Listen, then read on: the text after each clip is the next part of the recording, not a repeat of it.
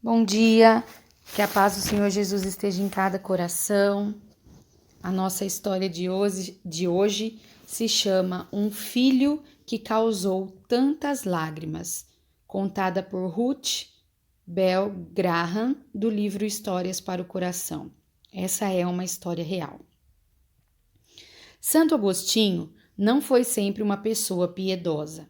Sua mãe, Mônica, ensinou-lhes as doutrinas do cristianismo e orava por ele, mas a mente incrível do seu filho a deixava atormentada. Certo dia, quando era adolescente, ele avisou que estava abandonando a sua fé em Cristo para seguir uma heresia moderna. Passou a ter uma vida imoral. E Agostinho nunca fez as coisas pela metade. Foi o melhor e o primeiro aluno no colégio e tornou-se o melhor e o primeiro nas festas mundanas da juventude. Cada um de nós tem uma maneira própria de pecar. Alguns se deixam enganar porque seu pecado é socialmente aceitável. Afinal, aquele pecado não é tão grave assim. Outros sofrem as consequências porque seu pecado não é aceito pela sociedade. Então vão parar na cadeia ou são desprezados pelas pessoas que costumavam chamá-los de amigos. A história de Agostinho é igual à nossa. Ele certa vez escreveu: a perda da fé sempre ocorre quando os sentidos começam a despertar. Nesse momento crítico em que os instintos naturais afloram, na maioria das vezes a consciência das coisas de natureza espiritual fica ofuscada ou totalmente destruída. O ceticismo só serve para criar desculpas para a nova vida que essa pessoa que peca está levando. Mônica, contudo, continuou a orar. Orava pelos pecados e pela heresia do filho. Orava pela luta do filho com Deus. E Agostinho sabia disso. Ele também escreveu: passaram quase 9 anos nos quais eu me afundei na lama do mais profundo abismo e na escuridão do pecado. Durante todo esse tempo, aquela viúva casta, minha mãe piedosa e sensata, não cessou de orar ao Senhor, suplicando em meu favor. E suas orações chegaram à tua presença, ó Deus. Contudo, tu continuaste a permitir que eu me envolvesse cada vez mais naquela escuridão. Aqueles anos não foram fáceis para Mônica. Qualquer mãe que tenha um filho perdido na escuridão sabe disso. Foram anos de sofrimento.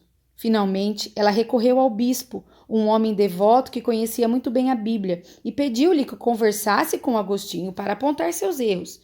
O bispo recusou-se a conversar com ele. Naquela época, Agostinho tinha a fama de ser um ótimo debatedor. Em vez de conversar com Agostinho, o bispo dirigiu sábias palavras de conforto a Mônica, dizendo que uma mente tão inteligente como a do seu filho enxergaria o caminho certo por meio das decepções. Citou o próprio exemplo. Ele mesmo, o bispo, havia sido maniqueísta.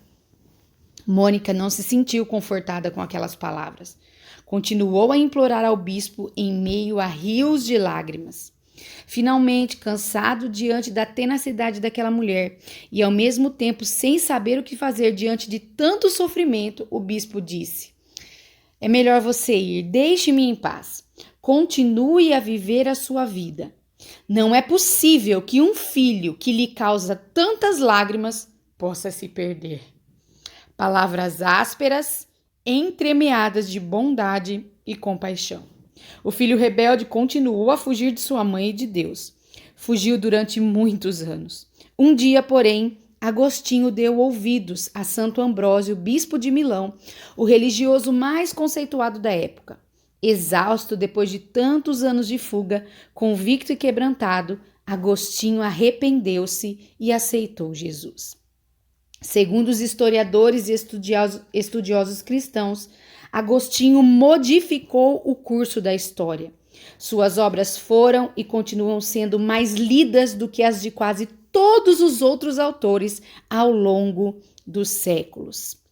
Pouco tempo depois que o filho pródigo voltou para casa, sua mãe lhe disse que não tinha mais motivos para viver. Passara a vida inteira desejando vê-lo voltar e aceitar Jesus. 9 dias depois, ela morreu. O pai do filho pródigo do livro de Lucas estava tão ansioso por ver o filho retornar que o avistou quando vinha ele ainda longe. Mônica fez o mesmo. Ela o seguia de longe enquanto ele fugia. Reclamava de seus modos rebeldes quando ele voltava para casa. Nunca parou de orar pelo filho que lhe causou tantas lágrimas. Agostinho aprendeu com ela uma lição que muitos filhos pródigos têm aprendido a respeito do nosso Pai Celestial. A única maneira de um homem se perder é afastando-se de ti. E, se ele afastar-se de ti, para onde irá? Ele só poderá fugir da tua misericórdia rumo à tua ira. Deus deseja ardentemente mudar as pessoas, afastando-as do foco de sua ira e levando-as em direção à sua misericórdia. É terrivelmente penoso ver um filho ou uma filha escolher o próprio caminho e segui-lo, mas devemos fazer o mesmo que a mãe de Agostinho. Foi assim que Jesus nos ensinou. Espere por eles, ore por eles e nunca pare de orar por eles. E depois, olhe para a estrada com esperança. Talvez você possa ver seu filho, aquele que lhe causou tantas lágrimas, surgindo em meio a uma nuvem de poeira no horizonte. Aleluia! Como eu falei, essa é uma história real e se você quiser saber mais sobre isso, pesquise sobre Santo Agostinho, dá uma pesquisada no Google e você vai ver quão grande ele foi. Quão grande foi a sua contribuição para o cristianismo. É dele aquele famoso poema que diz: Senhor, onde houver ódio, que eu leve amor. E por aí vai. Que é citado em muitas ocasiões. Sabe, eu estava aqui lendo essa história e meditando. E você percebe que tudo que vai ser grande, o inimigo coloca todas as suas forças.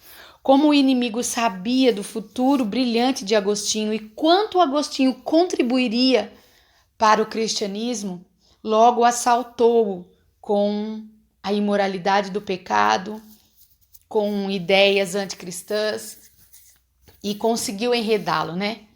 Porque tudo que vai ser grande, o inimigo tenta exterminar. Então, nessa manhã, eu quero dizer para você, você tem chorado por algumas coisas na sua vida, ainda que não seja um filho, essa história é de um filho, que uma mãe derramou muitas lágrimas. Mas talvez você tenha chorado por algo há muito tempo diante do Senhor. Pode ser que seja a conversão de alguém, pode ser que seja a libertação de alguém do alcoolismo, de alguém da família, pode ser pela cura de alguém que você tanto ama e que você quer ver curado. Você tem chorado, você tem derramado muitas lágrimas nesses dias. Eu quero dizer para você que, assim como esse bispo falou para essa mãe, não é possível que um filho que lhe cause tantas lágrimas vá se perder. Eu também quero me arriscar a dizer para você, não é para todos essa palavra, mas eu sei que vai ser pontual para alguns. Talvez você está chorando hoje.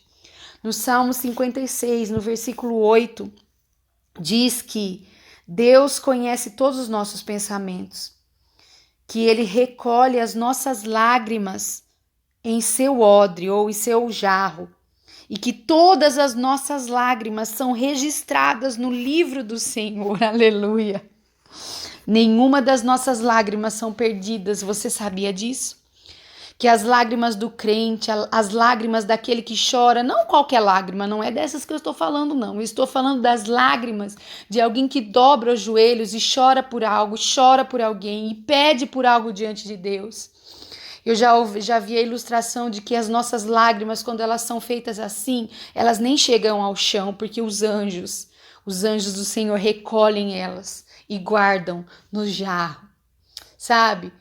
Eu também ouvi uma vez uma pregação de uma pessoa que falava que, às vezes, o nosso jarro não encheu o suficiente para que Deus possa nos atender. Será que você desistiu de derramar lágrimas porque você achou que não iria funcionar mais? Eu quero dizer para você nessa manhã que as suas lágrimas têm sido registradas pelo Senhor.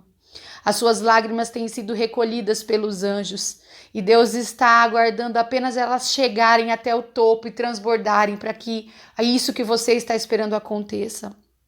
Não deixe de derramar suas lágrimas santas, lágrimas de piedade, lágrimas de compaixão. Talvez você está orando por alguém que você quer ver tanto se voltar para o Senhor, mudar de vida. E nessa manhã a minha mensagem é para você.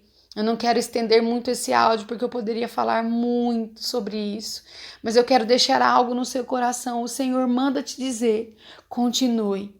Continue chorando, continue acreditando, continue derramando suas lágrimas santas de joelhos dobrados quando você ora ao Senhor. Continue, porque não é possível que essas muitas lágrimas não vão trazer aquilo que você tanto está buscando.